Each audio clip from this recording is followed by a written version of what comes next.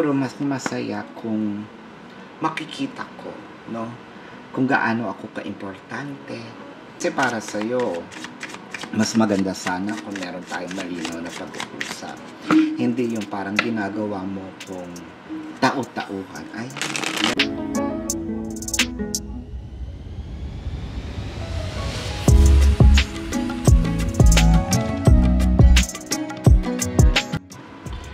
hello Capricorn! Welcome po sa inyong reading. Maraming salamat po sa mga bumabalik, sa mga subscribers. Salamat po sa suporta. No? At sa mga bago po, don't forget to click the subscribe button. Smash nyo po ang like button para ma-boost po itong video, no? At makasali naman sa algorithm. Comment po sa baba, no? Kung kayo makaka-resonate. And don't forget the notification bell para ma-notify po kayo every time nagla-live or post ako ng bagong video. Ayan, Capricorn, bakit tayo nauutal? Bakit, naku, parang may gusto tayong sabihin. Kung gusto nyo pong sumali sa aming live session sa kabilang channel po yun, Babaylan TV. Without further ado, no, simulan na natin ang reading dahil nagmamadali si Capricorn.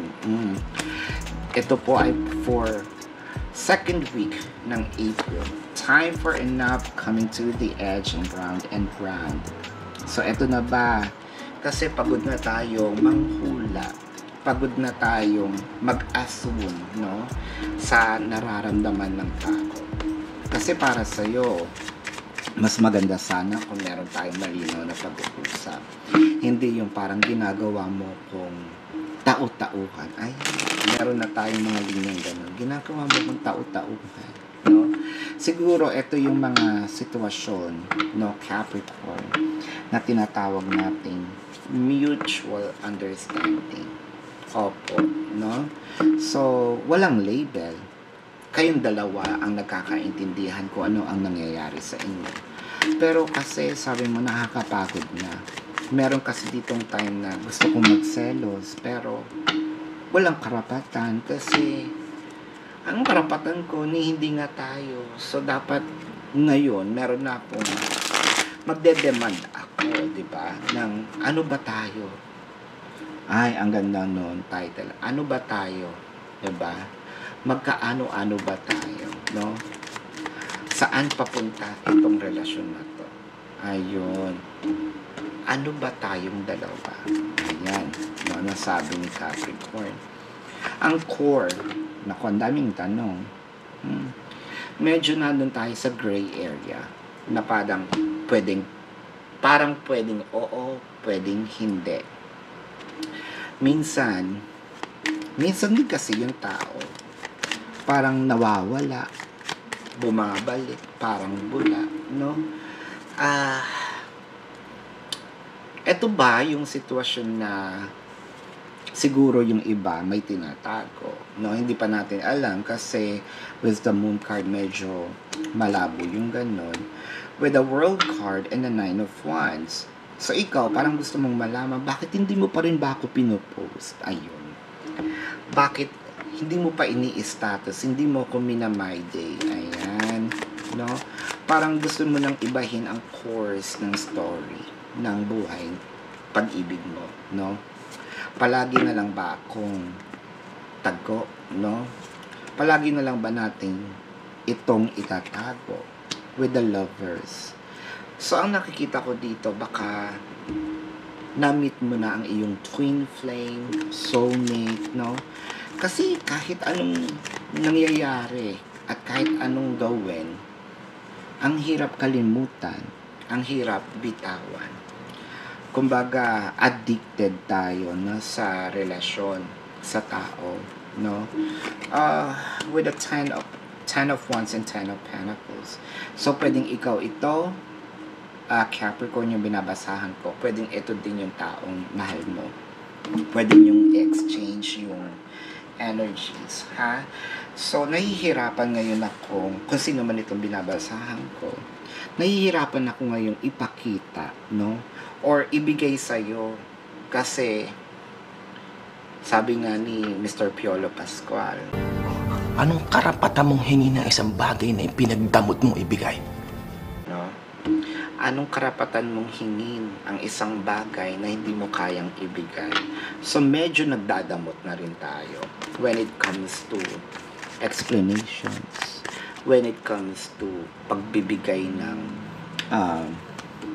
sabihin natin mahal, no, pagmamahal or attention. So nagtatago tayo.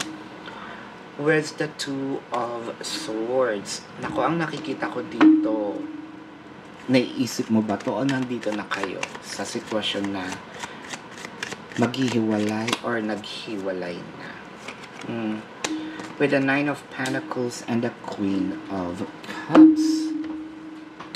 So, ang nakikita ko dito, meron ditong sabihin natin masaya ako, pero siguro mas masaya kung makikita ko, no, kung gaano ako kaimportante, kung maipapadama mo sa akin, no, ang isang commitment, no, hindi dahil sa nagkakaintindihan lang tayo.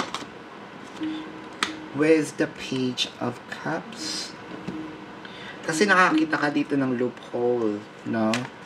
Dahil nga nasa gray area ka. Yung pwedeng oo, pwedeng hindi.